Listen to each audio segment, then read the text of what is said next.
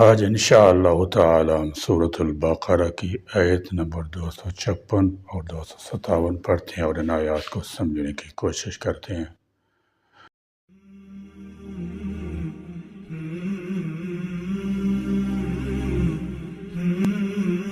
اعوذ باللہ من الشیطان الرجیم، بسم اللہ الرحمن الرحیم۔ لا اکراہ فی الدین قد تبین الرشد من الغی فمن یکفر بالطاغوت ویؤمن باللہ فقد استمسک بالعروة الوثقى لا انفصام لها واللہ سمیع علیم۔ اللہ ولی الذین آمنوا یخرجهم من الظلمات إلى النور والذین کفروا اولیاؤهم الطاغوت یخرجونهم من النور إلى الظلمات اولئک اصحاب النار ہم فیہا خالدون۔ لا اکراہ نہیں کوئی زبردستی فی الدین دین میں، قد تحقیق تبین واضح ہو چکی ہے، الرشد ہدایت، من الغی گمراہی سے، فمن پس جو شخص یکفر نہ مانے، بالطاغوت گمراہ کرنے والے کو، ویؤمن اور ایمان لائے، باللہ اللہ پر، فقد تو تحقیق، استمسک اس نے تھام لیا، بالعروتی کڑا، الوثقی مضبوط، لا انفصام لہا نہیں ہے ٹوٹنا اس کے لیے، واللہ اور اللہ سمیع خوب سننے والا، علیم خوب جاننے والا ہے۔ لا اکراہ فی الدین، حضرت ابن عباس رضی اللہ تعالی عنہما نے فرمایا، جاہلیت میں اور کسی عورت کے بچے زندہ نہ رہتے تو وہ یہ نظر مان لیتی تھی کہ اگر بچہ زندہ رہا تو وہ اسے یہودی بنا دے گی۔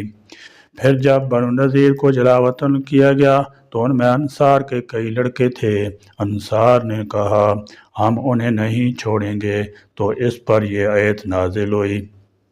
اس آیت کریمہ سے اسلام کا ایک اہم اصول معلوم ہوا کہ کسی کو مجبور کر کے اس کا مذہب تبدیل کرانا درست نہیں، کیونکہ مذہب کا تعلق دل کے اعتقاد و یقین سے ہے۔ جبر کے ذریعے زبان سے تو اقرار کرایا جا سکتا ہے، دل کی دنیا نہیں بدلی جا سکتی۔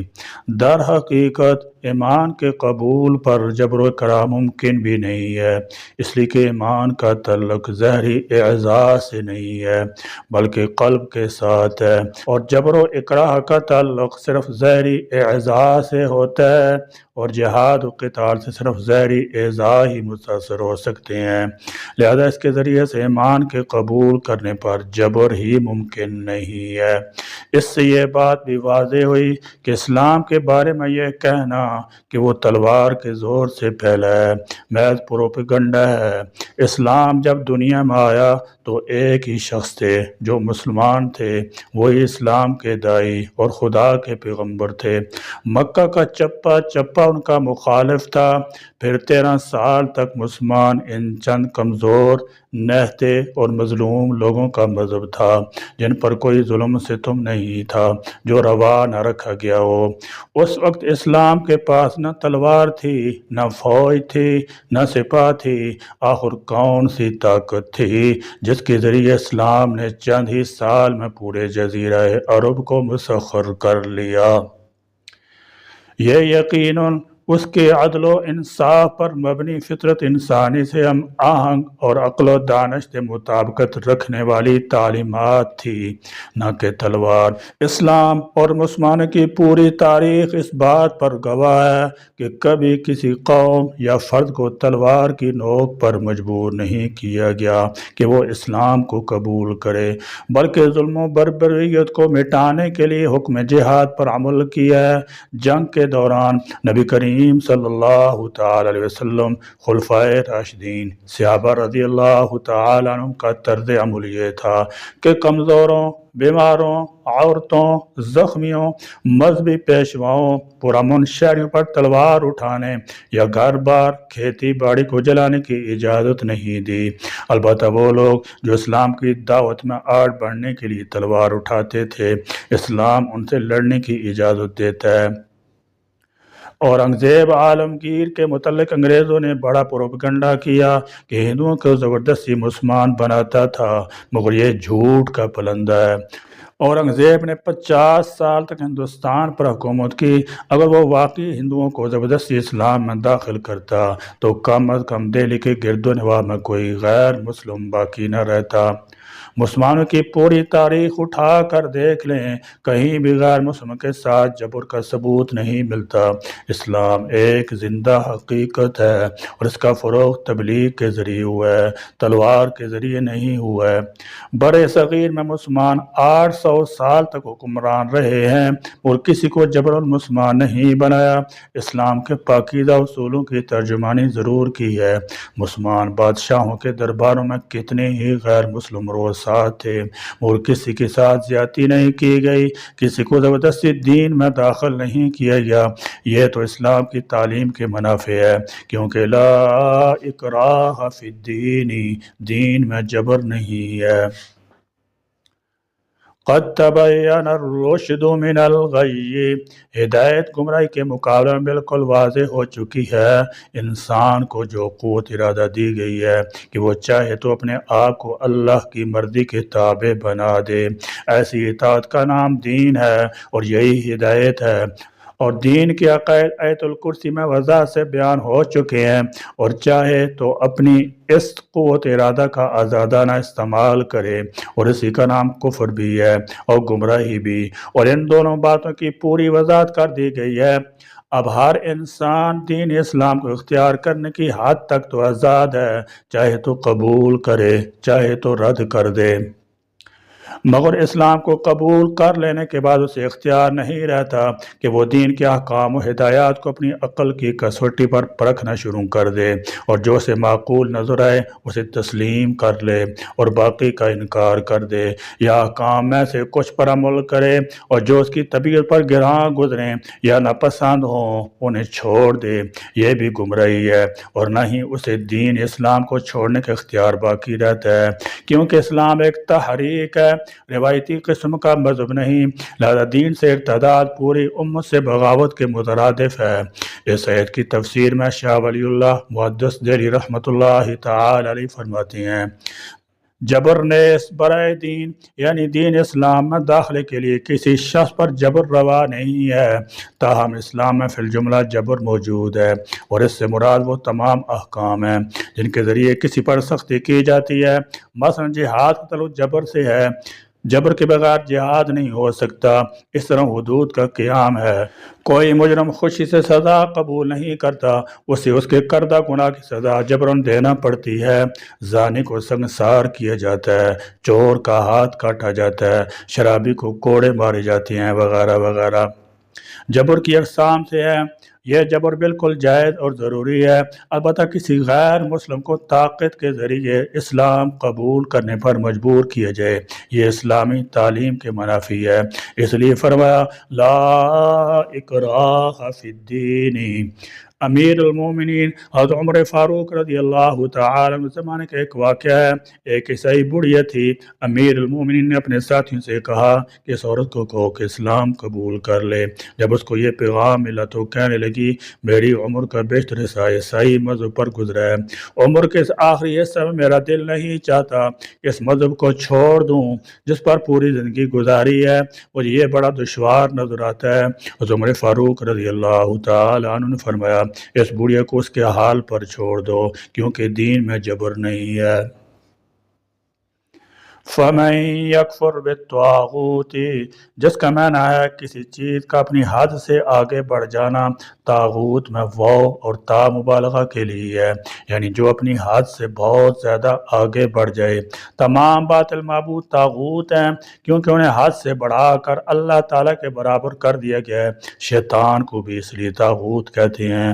جو شخص لوگوں سے اللہ تعالیٰ جل شانہ کے مقابلے میں اپنی بندگی اور اطاعت کرواتا ہے، وہ بھی طاغوت ہے۔ خدا کے سوا جن کی پرستش کی جائے، جیسے بت، یا جو انسان کے خدا سے سرتابی نافرمانی کا سبب ہو، جیسے شیطان، سرداران کفار، یہ سب طاغوت میں داخل ہے۔ اس سے معلوم ہوا کہ ایمان کے لیے ضروری ہے کہ کافر پہلے اپنے کفر سے توبہ کرے، بیزار ہو، اس کے بعد ایمان لانا صحیح ہوتا ہے۔ اگر کوئی مرتد ہو جائے تو وہ بھی صرف کلمہ پڑھ لینے یا مسلمانوں والا کوئی دوسرا کام کر لینے سے مسلمان نہ ہوگا، جب تک اپنے اس ارتداد سے توبہ نہ کرے۔ وَيُؤْمِن بِاللَّهِ، اور اللہ پر ایمان لایا، فَقَدِ اسْتَمْسَكَ بِالْعُرْوَةِ الْوُثْقَىٰ، اس نے مضبوط کڑا پکڑ لیا، لَا انفصام لَهَا، جو ٹوٹ نہیں سکتا۔ مطلب یہ ہے کہ جس شخص نے اسلام کا دامن مضبوطی کے ساتھ تھام لیا، اس کا ہاتھ گویا ایسا مضبوط جگہ پر پہنچ گیا جہاں پر وہ محفوظ ہو گیا، اب اس کو کسی قسم خطرہ باقی نہیں رہا، اور یہ ایسا مضبوط مقام ہے جو کمزور ہو کر ٹوٹ بھی نہیں سکتا، بلکہ یہ ہمیشہ حق پر قائم رہے گا۔ مضبوط حلقہ سے مراد پوری شریعت اور اس کا نظام ہے، اور یہی حلقہ ہے جو انسان کو ہر طرح کی گمراہی سے بچا سکتا ہے، بشرطے کہ سے چمٹا رہے اور ادھر ادھر جانے والی پگڈنڈیوں کی طرف نظر اٹھا کر بھی نہ دیکھے، ایسا شخص یقیناً کامیاب ہوگا۔ اس آیت میں طاغوت سے بچنے کا جو فرمایا گیا ہے، اس سے معلوم ہوا کہ اسلام پر مضبوطی سے وہی قائم رہ سکتا ہے جو بے دینوں کی صحبت، ان کی الفت، ان کی کتابیں دیکھنے، ان کے وعظ سننے سے دور رہے، اور جو اپنے ایمان کی رسی پر خود ہی چھریاں چلائے گا، اس کی رسی کا کٹنے سے بچنا مشکل ہے۔ فرمایا واللہ سمیع علیم، اللہ تعالیٰ ہر شے کو سنتا اور جانتا ہے، وہ انسان کے ارادے تک سے واقف ہے کہ وہ کوئی کام نیک نیتی سے کر رہا ہے یا بد نیتی سے، وہ ہر ایک کی پکار کو سنتا ہے۔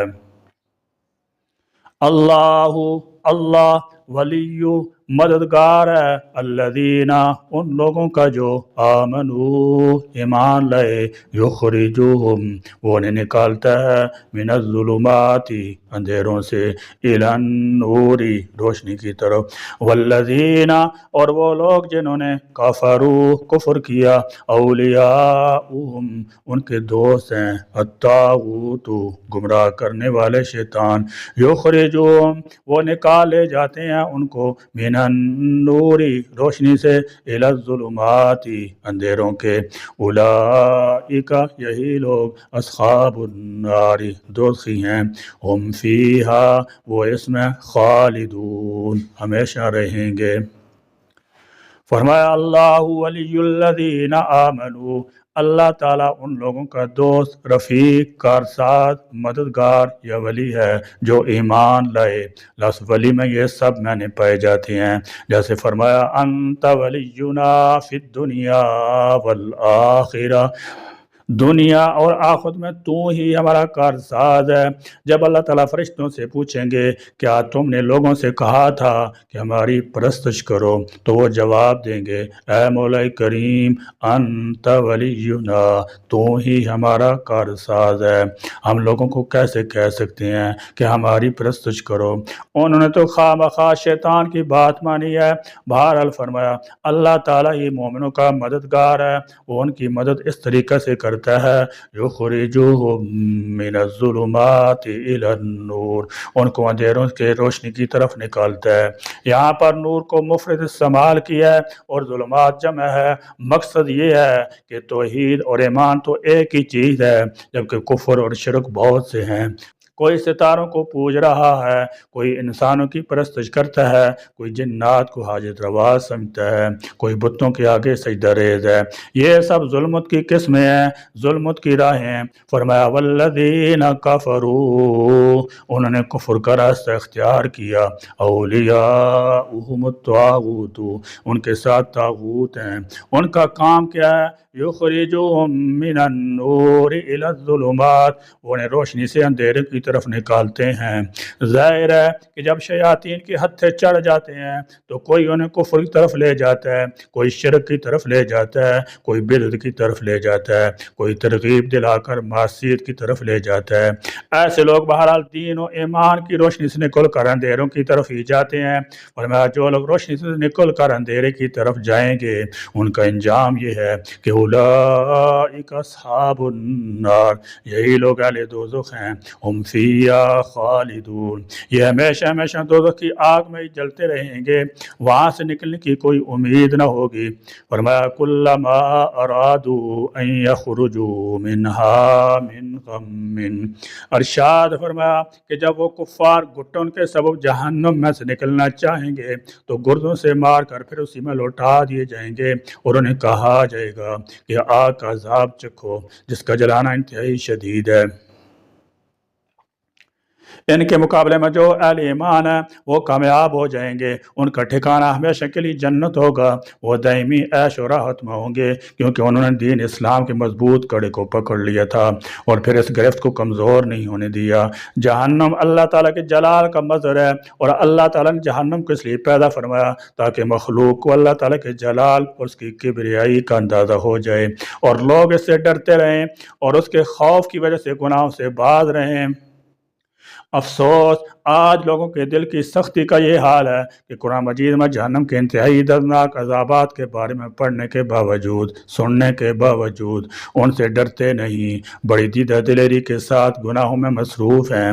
اللہ تعالیٰ انہیں ہدایت اور عقل سلیم عطا فرمائے۔ اللہ تعالیٰ میں قرآن کی روشنی میں اپنی زندگیوں کو سنوارنے اور اس کی ہدایات پر عمل کرنے کی توفیق عطا فرمائے، آمین۔ وآخر دعوانا الحمد للہ رب العالمین۔